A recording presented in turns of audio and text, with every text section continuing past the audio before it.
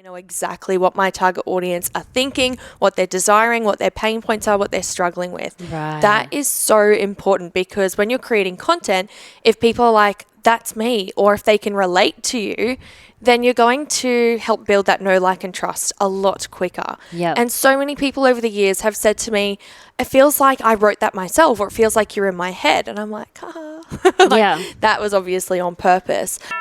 Welcome to the Chillpreneur Podcast.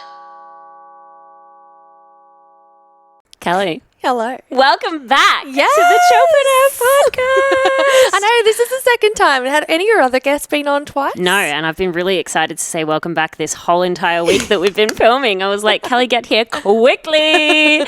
Welcome back. Honestly, our last episode together is one of my most highly conversated episodes. I get so much feedback on that episode because you just dropped bombs, such valuable bombs about business and your journey. And I wanted to continue that conversation because you have changed a lot. Oh, in a haven't I positive ever? way. Honestly, because we went for dinner the other night. So just a little subtitle. When last time we spoke, we obviously went through your kind of first year in business and talked about all the incredible success that you'd had. And I haven't seen you since then. And that was Maybe a year ago a year now. ago. Yeah. And when we went for dinner the other night, I hosted a little podcast tour dinner. I was just blown away. Really, I was like, your energy, your confidence, you've always been a very confident person. Yeah. But there's been a big shift. So I'm excited to tuck in. But what's been happening? What's been happening in the business? Where are you at right now? So much. Oh my gosh. And that means so much to me. And I was saying to my fiance when I got home, loved the dinner. He was like, how was it? Tell me all the details. Tell me the goss. Yeah. And I think we did have a catch up maybe a year ago, and we went out for breakfast and we did the podcast. But I think it might have even been a year before that was when I went to the dinner with you and Ruby. I remember you did the day webinar. Before you joined But I was still in my job. SBA. Yeah. Oh my God. And I was like, oh my gosh, this is so expensive. This is what I want to do. Oh my gosh. Yeah. And a couple of months later, I quit my job and obviously did SBA and then have built this incredible business. An empire, an actual within empire. the skid industry. Yeah. And then on dinner on Friday night, and I went home and I said to Cam, it felt like these were my friends. This is where I'm at now. And, the conversations I was having with you, with Ruby, with Rachel, it just flowed so naturally. Yeah. So I'm glad that came across because I felt very comfortable being in this room. Whereas once upon a time I was like, oh my gosh, this is the be all and end all. This is the expansive. This is the goal now. It was a complete different switch to be like, this is where I belong, bitches. I love it. I love it. And I can't believe, it probably was around this time that we had that dinner 2 years ago. Insane. And you have just achieved so much incredible stuff since then. Can we first maybe revisit that? One of the things that we spoke about on that first conversation was you had mentioned one of the big things that you feel like contributed to your success was how well you knew your customers and getting in the minds of your customers. I think that might be a really good place to start because one thing I've noticed is your content is just so freaking on point. Talk about maybe some of the things that you do to get in the mind of your customers. I know that's a big part of why you perceive your success to be, so incredible. But what advice can you give to people from that? Honestly, it's the best thing. And I was even speaking about it in a mastermind that I'm in this morning. They were like, how do I create a lead magnet? What does it need to be about? And I was like, you need to know who your audience is through and through. For me, this has been a 2-prong approach. One, I just love connecting with my community. Yeah. And I have a Facebook group where I have nearly 4,000 people in there within the beauty industry. And the conversations that I generate in there every single day, I'll do little posts, but they generate conversations so then I know exactly what my target audience are thinking, what they're desiring, what their pain points are, what they're struggling with. Right. That is so important because when you're creating content, if people are like, that's me, or if they can relate to you, then you're going to help build that know, like, and trust a lot quicker. Yep. And so many people over the years have said to me, it feels like I wrote that myself, or it feels like you're in my head. And I'm like, that was obviously on purpose. Yeah. But also too, when you're having social media, I think for so long, and probably not as much anymore, but correct me, what are your thoughts on this? I just see so many people try and be this unattainable expert. Yeah. Why? Yeah. You're not anybody like you are. Everybody's magnificent, but connect with your audience. You're just human. Chat to people. The amount of people who, when I respond to their messages, they're like, oh my God, thank you so much for replying. I'm like, what do you mean? Like, I'm a human. I'm not just going to leave you on red. I'm not some like massive high-level celebrity and I'm like, I'm too busy for you. Like, connect with people. Yeah. We are in a people business. Yeah. And especially with everything that we do as coaches, as mentors, as course creators, it's about changing behavior. Yeah. And you can only do that if you can really deeply connect with your audience and inspire them, but also show them, I've been where you've been before, but now look at where I am now. And I think that's a huge part of creating content. Well, it's a big thing that I talk about a lot. Like, I'm sure you've heard me talk about with the whole relatability and aspiration and the balance between that. And I just think you do it so well because there is such an essence. I really love that you said, like, you don't have to put yourself on a pedestal and just be this, like, you know, leader, guru, expert. I mean, we do see that a lot in the industry where people have put themselves in, like, these are my boundaries, my bubble. Yeah. And it works for a certain degree. I don't know how long it will work for because it does seem like a trendy marketing strategy. However, I just think that, like, for long-term sustainability, it's like the Taylor Swift effect. I don't know. I love, are you a Taylor? Are you a Swiftie? I'm not a Swiftie. I know Ruby Lee's a Swiftie. No hate to her. Look, I'm a Lana Del Rey fan. Their collab was great, but that's as far as I take it. The Snow on the Beach one, I just heard that song the other day. Too. Honestly, I have only just recently got into Lana Del Rey. She's very, like, in my new, like, rich old lady moody vibes. But I think that accessibility, like that feeling as though your community is a part of the journey, it's like they're like a silent investor. That's one thing I see with your community as well. Like, it seems that you really involve them in the journey. They've got a big part of, like, your success, and it feels like there's just something there. And I love that you gave that really tangible piece of advice of, like, putting everyone into a group and having conversations. Does that ever get overwhelming? Like, how do you manage that with so many people? Or I love community, and I think at the end of the day, what you just said, it's about involving them in the whole process from start to finish. And like I've done with you for years, you know, I've always slid into your DMs and, like, chatted to you. And I even said to you at one point, I want to be the Erin May Henry of the skin world. But I have people doing that to me now. Yeah. And that is so awesome that they feel so connected to me to the point with even with my facial bar that's opening. Yes. People are driving past and pulling up and taking photos being like, we're stalking your space. I got the keys a week ago. And I'm like, oh my gosh, like, we're so excited for you. We just wanted to check out where it is. Like, it's a really engaged community. And when people say to me, I'm struggling with engagement, I look at their content and they're talking at their clients, not with their community. And there's a huge, like, disparity there. Don't talk at your clients, talk with your community. Can you give an example of that? Because that's freaking powerful, like, freaking powerful. I want you to say that again, like, don't talk at, and even now more than ever, the just purely value-based content, it's not working because anyone can give 4 top tips on how to do X, Y, Z. ChatGPT. Yeah. How, like, what would it look like talking at your community versus talking with your community? I mean, this is coming from the beauty industry, which is what I know very well, but people will say microdermabrasion special, X, Y, Z. Book in, get a head massage, a steam, facial massage, $89, click the link in the bio to book. What does that mean? Nothing. I mean, I'm sure you've had one and you're probably like, cool, what is it? Yeah. Whereas if you I don't even think my brain would see that content, to be honest. That's right. And that's because it's talking at somebody, not talking with somebody. Whereas if you're talking to somebody's pain and pleasure points to say, you know, this is how we took this client from dry, flaky, textured skin to glowing, healthy, hydrated skin and showed the treatment, comment below what questions you have.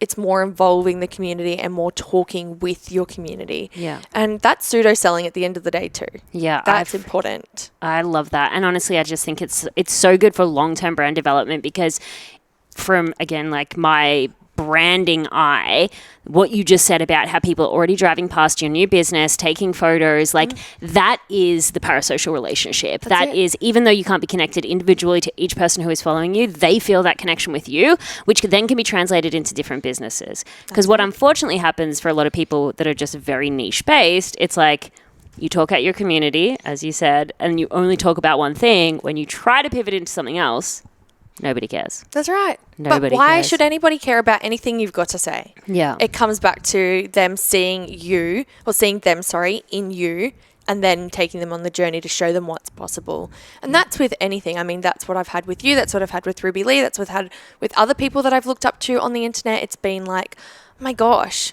they lived in a tiny hut in Hawaii and were a minimalist. Like, I Yeah. tried the whole minimalist thing for a Yeah. little bit, but now look at me showing Yeah. up in my Louis Vuitton Sunny. I mean, it's taking people on the journey to be Yeah. like, this is what's possible. So it's all about the storytelling then, would you say as well? Definitely. I think, well, it comes down at the end of the day, relatability. Yeah. How do you bring more like storytelling of that like transformational journey into your content? Yes. So I have really been playing with this recently, and with me with money mindset. And I know for you, you're a big believer in the less you work and the more you play, the more money you generate in your business. That's never really rung true for me. And I think when people say that, I'm like, I just don't relate. Like, it's just not for me. And it's because deep down, I just don't believe that. But I know, and this is like same but different, when I show up as my highest self and I'm posting that sort of content, I get more inquiries, I get more one-on-ones, I get more purchases. And I'm like, oh, okay. So I've really had to sit with, what does my higher self look like? And really show up as that. And we're about to go through that again with the new pivot in the business and be like, okay, well, in 6 months from now, what do I actually want to be doing with my time every day? What does my day-to-day life look like? And I think that's really important. And then we're actually going to be intentional with creating content around that. Yeah. Because yes, Instagram is still a highlight reel, but being able to show that, then people will be like, that's what I want. And that's the transformation that I'm wanting to achieve. But I think with this, like you said, it's storytelling and it's the transformation. There has to be a really nice blend between I'm just doing it for content or I'm actually living it. Yeah. Because I think so many people think, okay, once I start hitting the $20,000 months or the $30,000 months or the six-figure months, all of a sudden my life's going to look differently. Yeah. And that it's not. You have to intentionally take that action and create that space and make that your life. And there's a lot of things that I do that are my higher self, but I still don't show on social media. Yeah. I think that's why I need to go and intentionally show the transformation, because sure. it's when you don't show up as your higher self, why would anybody want to buy the transformation from you? 100%. And I think honestly, like, I know everyone's got their different, like mine is more like the more fun I'm having. Yours is like when I'm showing up as my higher self, and everyone's going to have these like different little iterations. I really love that you were like honest in saying that it didn't resonate with you, because that just shows that the goal at the end of the day is to be magnetic. Yeah. And however that translates for you, when people get that like attraction, like it really is an attraction. We're attracted to luxury. We're attracted to fun and adventure. We're all attracted to different things. Yeah. And so what we're trying to do is bring out our most attractive self, really, and that will look different. Maybe yours is in that next level self. Mine is when I'm having fun. Yeah. But I have a question on that then, because I love the whole concept of like stepping into your next level self and acting as if, but one objection that I hear a lot of people talking about is, how do you do that and then not feel like a phony? Yeah, but this is it. It's not coming down to just doing it for social media. Yeah. When I worked with my last mentor, she was like, what does your most successful self look like? Okay, you're 6 months down the track after we've worked together. What does your life look like? And I was like, okay, I have a cleaner, I live in a better place, I dress nicer. And she really challenged me to be like, what's stopping you from doing that now? And I was like, oh, what do you mean? Like, I don't think I can do that now. She's like, so what? All of a sudden you're going to earn this money and you're going to be like, here's the permission slip for me to start doing that. And I was like, oh my fucking God. Can I swear on this? Yeah. Have you met me? I'm incapable of not swearing. Bleep that one out for socials. But my mind was blown and I was like, oh my gosh, this is pretty much the epitome of what a quantum leap is. Not that I'm full into quantum leap, but I was like, this makes sense. So yes, you can show up as your higher self, but it's living it authentically. Like tomorrow afternoon, Cam and I are going to the spa for the afternoon and going and getting massages. Probably won't document that, but that is what my higher self wants to do. And that's what I'm actually going to do. Yeah. And I really like that you said the permission slip piece, because that's it. Like, I feel like so many people are, a lot of their dream life is actually more accessible than they realize. Maybe not the business class flights at this stage, maybe not the luxury spa experience in the Maldives, but dressing differently or living in a different environment or having more up-leveled conversations or just taking action on your dreams. Going and working at a cafe on a Tuesday or a Wednesday, whenever it is. It's just actually being clear on what it is and taking that aligned action. And you're right. Like, for me to decide, okay, I'm actually going to dress nicer and show up in my brand, that wasn't like, okay, once I hit 20 grand months, then I'm going to go and buy a new wardrobe and I'm going to start showing up a certain way. It was like, hold on, why am I not putting more effort into my appearance? Yeah. And I think that, like, when I mentioned before that you are, like, radiating a new sense of energy and confidence. Like, that just shows that it's probably not even about the spa or like these different things that you're doing, but like the little things like the dressing differently. Because even as you walked in, I was like, you look taller. You look like you're taking up more space. I know you had some some nice shoes on, but do you know what I mean? Like, there was like an auric field around you. I'm not super spiritual in that way. I couldn't see.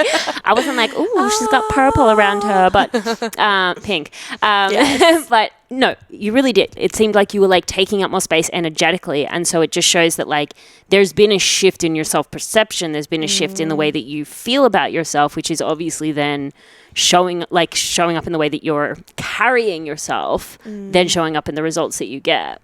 Well, I think too, now that I've been in business it'll be 2 years this July, I know that I can generate money. Yeah. And I've really come to peace with myself that when I do show up as my higher self, I do generate money. Yeah. And for a long time, and I know you wanted to touch on this, but money mindset has been a huge journey for me this whole time of being an entrepreneur. And I heard something the other day and I was like, this is it. For a long time, I really had this limiting belief. And I think it was brought on by one of the episodes that you were talking about. And I was like, wait, do I have a limiting belief? That I had to work hard to make money. And I think because a lot of my target audience, they're in the beauty industry, they're still working, they're still servicing clients. And I felt really guilty for having an online business and making money so easily. Nobody sees what goes on behind the scenes, creating landing pages and email sequences and testing funnels, even creating content. It's all a full-time job. Like we don't stop as much as we are like, okay, we do get to chill more and create more of a freedom-based lifestyle and take control of our own diaries. Yeah. But at the same time, there is a lot of work that goes in behind it.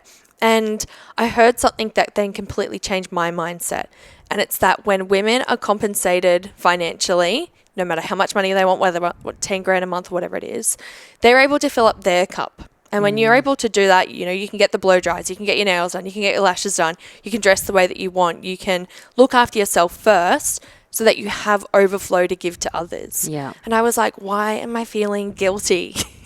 So was I'm guilt... going to give back to my audience and my community by being well compensated. Yeah. Do you think guilt was something that you were experiencing a lot? Because I know that's something that I have for sure struggled with. Guilt around being rich. Like not even having... It's weird because mine is less about having a lot of money and more about being rich. And I know they seem like the same thing, but it's like interacting in like social circles and like being a wealthy woman. And that's so systemic, you know what I mean? Like women should be small and quiet and dainty and polite and helpful. We should all struggle. Yes. Yeah. The martyr. But like, was guilt something that you experienced a lot on this journey, and how did you overcome it? Massively, still to this point. And it's because a lot of women in the beauty industry are like, I'm going through, like, the recession's really doing my business tough. But, since hearing this advice, like, when women are well compensated, we're able to help others. Yeah. I'm great at digital marketing. I've got an email list of 12,000. I've got a Facebook community of 4,000. I've got a good Instagram following. I've got a good community around me that I've really learned how to build up myself. And not only are they an engaged community, but they like to purchase from me because I help them. Yeah. And I don't think many women have that mindset. And I'm like, well, I can help you with marketing. And I say openly in these forums, well, what are you doing to market yourself? And they're like, oh, nothing really. I'm like, well, it's not the recession, it's your marketing. Yeah.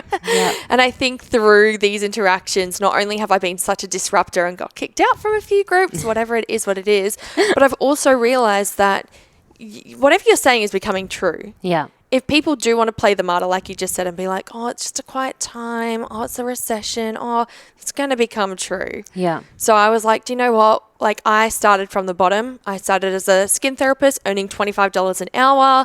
I would work Monday to Friday. On the weekends, when I didn't work, I'd be watching you on YouTube being like, how do I achieve this life? And look at what I've created. Yeah. So everybody Insane. has the power. We've got so many resources now. I'm like, no, I deserve to be well compensated for everything that I've learned and all the experience that I've gained to be able to help somebody else. So now it's less about feeling guilty and now reminding myself that I do good things with money, and when I'm well compensated and I've got overflow, I'll help my family, friends, and people around me. That's been a huge thing for me to come back to time and time again, especially now I'm in the middle of a launch and I'm like, oh, but I'm like, no, because I do good things with money. Yeah. I think that's such a powerful, powerful reminder as well. I mean, there's two reminders in what you said here. Me to just bring nerdiness into it for a second, as I always do. First of all is the economic productivity. It is just the way that the world works. The greater the unit of the outcome of our output, so when we put out into the world, the greater impact that it has, the more financially we are compensated. This is fortunately, unfortunately, why actors are paid a lot more than school teachers. You know what I mean? The greater the unit of the impact, and that is unit in terms of measure, or, you know, how highly someone is impacted by it. But then also the value of how you see yourself, like the value that you put on the work that you're doing, the impact that you're having, the reach that you have, like all of these things. Like, why the fuck not? That's exactly right. That's what I've come down to. I'm like, why not? Like, it's changed my life. I know it can change somebody else's life. Yeah. Spend the $3,000. It's a small investment. Yeah. There's a book, I don't know if you've read it or not, so We Should All Be Millionaires. Ooh. It's a really good book. It goes through it'll make you angry, and then it'll make you fucking motivated. Oh. But it's very in line with this whole conversation about women should be rich. Like, the shit that we have to put up with basically living on this planet. Like, if The mental load from our partners. we both look at the responsibility. Yes. No, but there's some really, really interesting statistics in there about like how sort of still, you know, not equal it is in many, many, many 100%. cases. Just even like the emotional load of being in a relationship is quite often put on a woman, even if she's the primary breadwinner. All of this kind of stuff. But I think that's one big thing is women seeing their value more. How, like, on the conversation of money mindset, because I know this is something that you're really like pivoting into as well. Congratulations, bringing that in, expanding out your content, which I'd love to talk about the pivot as well. But like, what do you think are the biggest, like that being one of them? Are there any other big kind of shifts that you've made? Because you've had incredible financial success, like incredible financial success. But you've taken a shit ton of action and done some incredible things as well. Yeah. But like, knowing that action's important, knowing that mindset's important, what are some of the bigger money mindset things that have helped you take more action? Yes. Oh gosh, this could open like Pandora's box here, because I've done abundance hypnotherapy and I'm actually about to start a whole nother round this Wednesday, which I'm like, learning how to do it yourself, no, or having it done actually on you? experiencing it, which I'm low-key sick in the stomach about, because Really? it's so traumatic to like uncover these limiting beliefs, but also where it stems from. Yeah. You got to be so honest. And when I went through this process myself, I realized it was coming more from mum's side. And I don't think mum listens to the podcast, so I can be open here. Yeah. And it's just crazy how somebody's money story from your grandma or your mum or your dad can really impact you. Even to the point where recently I had my mum and my sister over for dinner. We had a couple of wines and things turned a little bit not nice between my mum and I. And I've spoken about this on my podcast. And she said, "You're all about money, aren't you?" And I thought, okay, well, it was fine when I paid for your facial the other day. It was fine when I paid for dinner the other day. It's fine for me now. And that's really hard when you're an entrepreneur, because you're like, well, is that what I'm projecting out to the universe, that I'm just all about money? And it's not about being superficial, as we just said. It's about being well compensated so you can do amazing things in your life. But I think a big chunk of the work that I've done has been to really set down my boundaries with my family. And energetically, as a business owner, you need to be aware of that. And that comes with the conversations that you're having with friends. I know we touched on that beforehand. It's really all affects you. And you've really got to be hyper aware of, you know, what you're actually opting into, whether it is from family, friends, your other business owners that you're associating with, even clients, when they're projecting their own insecurities and limiting beliefs on you. It's fucking tough, man. Yeah. And being aware of that and being like, hold on, that's not what I believe. That's not my stuff. I'm just going to cut that off there and just switch off. And I was upset initially with mum, and then I was like, it's just her projecting on me. Yeah. I'm okay to be the person who leads generational wealth into the family and be like, I was the first millionaire. I love it. But, okay, this is really interesting because I think there's so much rhetoric out there that's like our mind is basically shaped from the ages of 0 to 7, and we know that is, but you're saying here that, like, even the conversations that we're having today with our peers, with our friends, with our partners, with our family can actually be impacting on the beliefs that we have around money. And so you're kind of like, I'm thinking of like Fort Knox around your own energetic kind of experience when it comes to money. Like, how do you set those boundaries? I think it's taken a lot of work through abundance hypnotherapy, journaling, and also just being aware. And then I'm like, I really just say, I disconnect. This is not mine. I cut back, I call back my energy. These Yeah. are like the practical tools that I actually do. And it's so funny because 2 weeks ago I went to a self-love lounge circle and it was the most cleansing thing ever. I didn't really know what I was going in That for. sounds so cool. Next level. I was just supporting a client that I had on a podcast and she was like, you should come. I was like, yeah, sounds good. It was a cosmic channeling. I don't know if you've ever experienced that. Oh, so next level. I'll let you to Google that. Cosmic channeling. Cosmic channeling. Write that down. Somebody calls in their spirit team through them and they speak through them. I was like, oh, Oh, shoot. like Abraham. A little bit. It was a bit like a seance though. Oh. I was like, am I in the right place? I'm like, isn't it full moon? Like, should we be doing this? Is this safe? And then we did a Reiki and then we also did a card pull and did a meditation and a journal and we shared it with the circle. But what came out in my card pull was that I need to I got the spider and I don't know if you've ever got that in a card pull. Basically it means protect your boundaries, or it was like protect yourself or keep your guard up. And I was like, what do you mean? I thought I'm here to be open and expand, but it was protect your energy.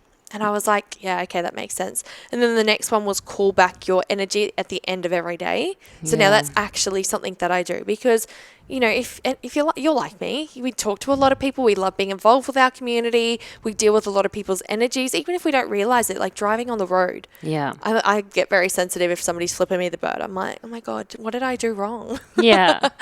And being able to call back your energy at the end of the day, because I know that if I am not in the right energy, and we all experience this as women. We've got periods, we've got cycles, we've got emotions. Some days are better than worse, but it is going to limit creativity, and whatever we put out to the world, that's basically what we're selling. So Yeah. I guess one of the practical bits of advice is call back your energy. Actually physically say, I'm calling back my energy.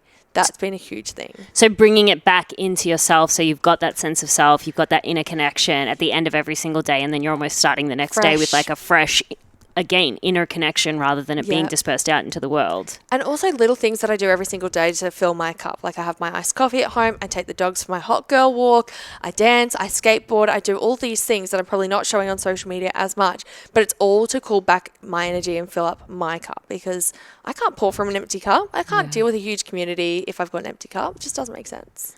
This seems like a random question, but I don't know. I'm just like downloading Have it to to do come it. up right now. But how do you come up with like content ideas? I don't know. It seems linked in that conversation because, again, like I think it's so easy to look for content outside of ourselves, you know, whether Yeah. that be content that we are going to create on our platforms or within our programs or the way that we sell. Like, I'd like to know, because it sounds really like you have this incredible connection to yourself, and it seems like where a lot of your magic is coming from. Yeah. So I'd like to know if like that's a big contributor to the way that you're then ideating. Oh, totally. I think when I'm creating higher self content, I love to sit down and brain dump. Okay, 3 months from now or 5 months from now, what do I want my life to look like? That's as simple as the process. I literally go to the post office and I buy a $2 children's scrapbook. It's got like, I wondered if I had it in my bag, but I don't. It's got octopus on the front. And I brain dump, what does my higher self look like? Because I know that my audience are quite similar to me. Yeah. So that helps me with that. But I'm such a generator. And I Yeah. think we're having this conversation about human design on Friday night. When it comes to like any carousels or any Twittergrams, I love to call them, this is what I get from conversations with people. And Yeah. I'm such a responder. I get so many ideas. Even in the mastermind I was in this morning, she's like, I don't understand the point of a lead magnet. I was like, content ideas. Yeah, yeah. So you're just creating through like those sparks of inspiration. Connections. Yeah. Being open to it though too. And I think this is what I said before. So many people just think social media needs to be one side. That's who you're trying to connect with. Talk to them. It sounds really full circle to where we started in that conversation, because then it's Yeah. like you're actively putting yourself in situations, whether it be with your community, your peers, mentors, because I know Yeah. that you've had like a lot of mentorship experiences, and putting yourself in these situations are where a lot of that ideation is coming from, having the conversation, like just being involved. Yeah. The creativity and what all comes down to filling your cup. In saying that though, I also am aware that I'm not going to gain value from every like situation. Yeah. I was going to go to an event on Sunday and I was like, I don't know, this is just going to drain me too much. And I chose to stay home all day yesterday. And what did I do instead? I think I just like watched TikTok for half the day. Filled up my cup. Yeah. I love that. So you're going into a bit of a pivot, as I mentioned before. This is really exciting and scary. I mean, we both are pivoting at the moment. So talk a little bit about that. So, I mean, maybe even just give some context. So for the last few years, you have really been like one of the primary mentors in the skin industry, helping beauty therapists and those with skin businesses. I can't say that word, so that's why I had to say it like that. I'm glad you said Estheticians. Yeah. And helping them with their businesses. Yeah. And then you've had profound experiences with the money mindset side of things and wanting to bring that in a little bit more. So talk about that transition and what that's going to look like. I mean, it's like such a sore point still because a lot of people in the industry, it's weird. They didn't really understand money mindset. Yeah. And I was like, what do you mean? And I had people saying like, stick to your own lane. Like a lot of people in my community actually being quite unkind. I say a lot. We had to remove 14 people from the group who were like, I liked you better when you were skin queen. And I liked you better when you spoke more about skin. And I thought, are you just trying to keep me small? Yeah. I don't know where that was coming from, but a lot of women in the business, in the beauty industry, were still sliding into my DMs and saying, I just don't know how to manage my money in my business. I don't know how to pay my taxes. I haven't paid myself in the 8 years I've worked for my business. Yeah. I'm like, what? They're like, where do I even start with this? So lots of people were sliding into my DMs. But I think because over the past 2 years, people have seen me grow this online business. They're like, how did you do it? And yes, there's money mindset involved, but there's also digital marketing involved, and there's also how to actually build an online course. Yeah. That's because Skin Queen Society, my main online course, I've generated over $400,000 just with that one program. Insane. When I added up the numbers, from all my different sales offers in Kajabi, I was like, nah. And added it all up again. I was like, whoa. I love that. So cool. And now my inbox is filled with people being like, do you do mentoring? Do you do coaching? I really want to work with you. And I'm like, I just don't have the capacity because I'm also starting a bricks and mortar business. Yeah. So I'm slowly pivoting to more help people with creating an online course. I've got a whole program now called Digital Product Academy, and then Digital Marketing Machine.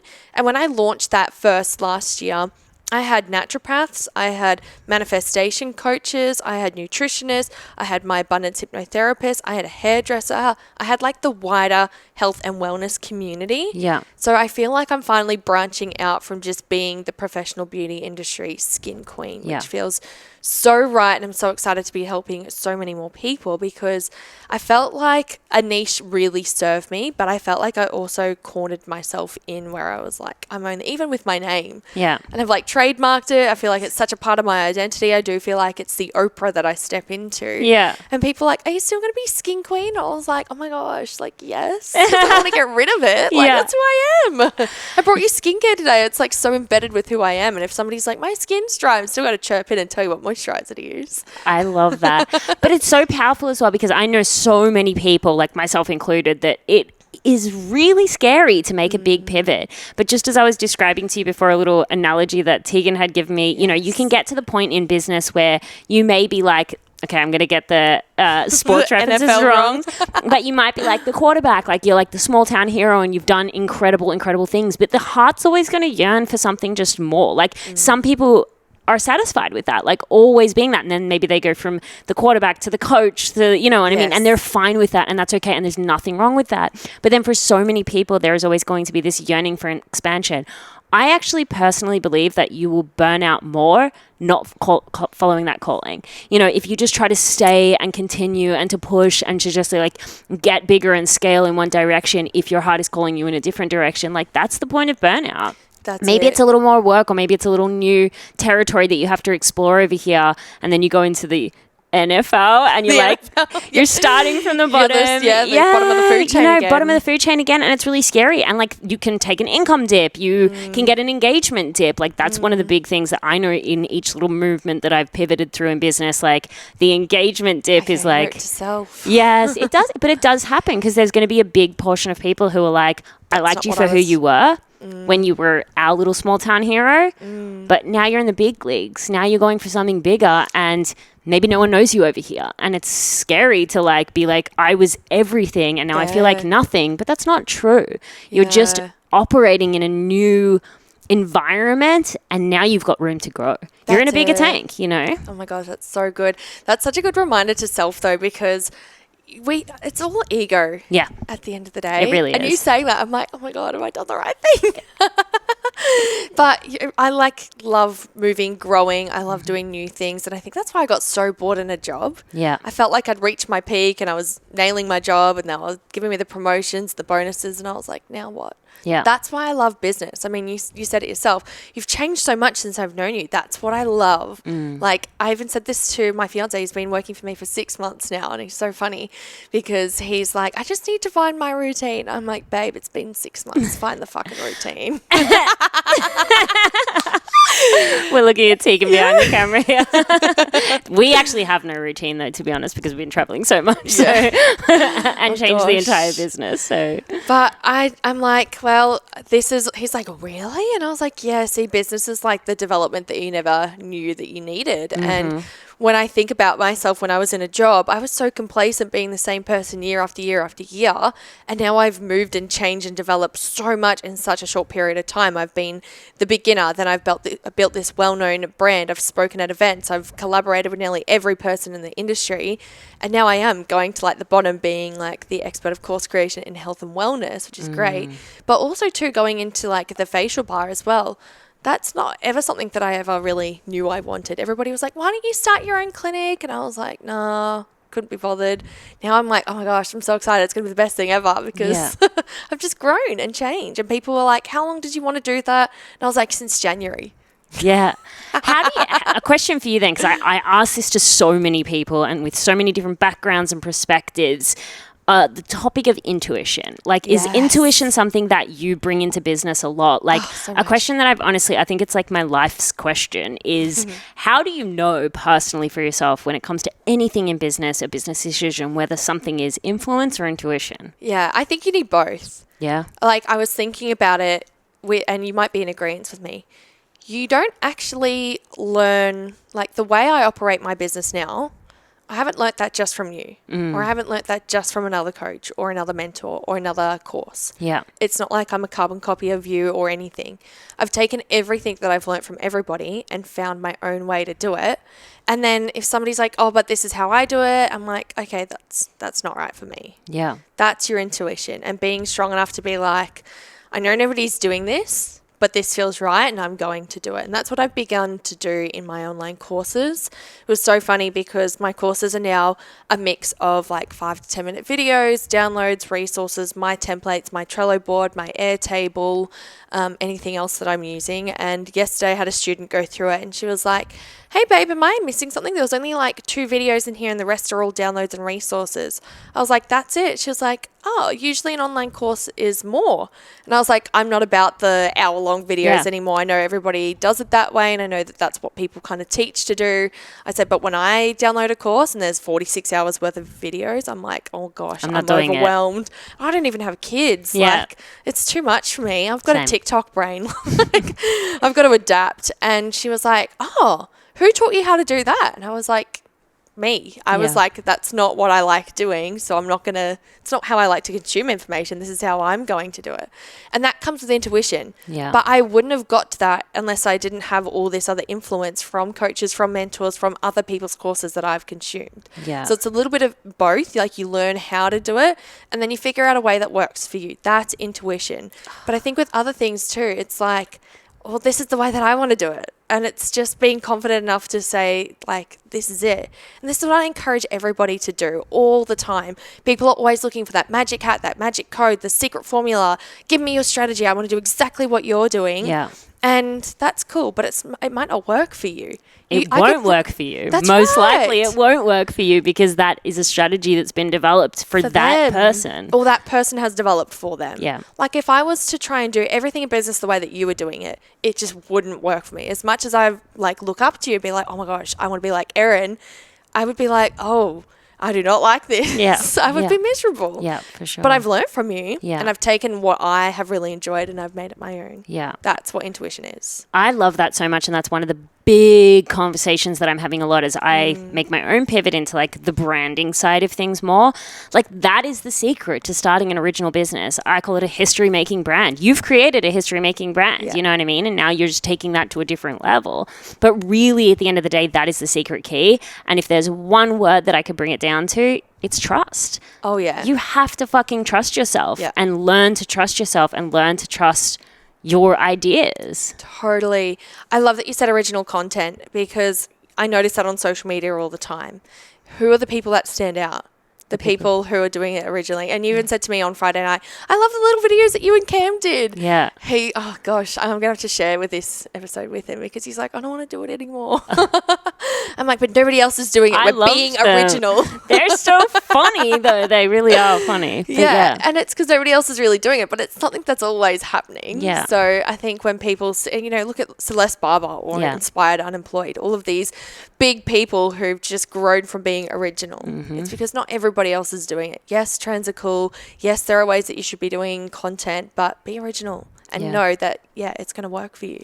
You truly, truly are like carving your own way in entrepreneurship. And it's so freaking fun to watch, honestly. I adore these conversations that we've had. And you are just so smiley and bright. And I love it. Honestly, Callie has incredible things coming up. Tell us all about it. So you've got, just you do it. You do the spiel. I'll What's do coming the up little for you? spiel, the drum roll.